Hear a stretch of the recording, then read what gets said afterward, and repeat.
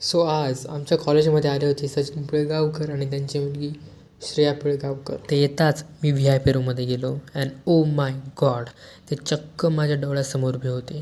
आजपर्यंत ज्या ॲक्टरला मी फक्त TV मध्ये पाहिलं होतं, मूव्हीमध्ये पाहिलं होतं, आज ते माझ्या डोळ्यासमोर होते. आणि हा सगळा आंपेटी तर फक्त त्यांच्यासाठीच भरलेला होता. कार्यक्रम संपल्यानंतर बाहेरची गर्दी होती ती, आणि ती फक्त त्यांना बघण्यासाठी होती, त्यांच्या फॅन्सची होती. आणि त्यांच्यासाठी आम्हाला चक्काने चक्क साखळीही बनावं लागली होती, VIP रूमपासून ते त्यांच्या कारपर्यंत त्यांना ड्रॉप करण्यासाठी.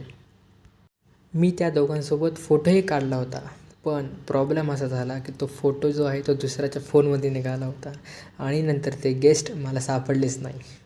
Bye the way actress Girija Oak ही आल्या होत्या. त्यांचंही कॉन्व्हर्सेशन ॲम्फीथिएटरमध्ये होतं. त्यांचा कार्यक्रम संपल्यानंतर मी त्यांना प्रत्यक्षातही भेटलो आणि त्यांच्यासोबत फोटोही क्लिक केले.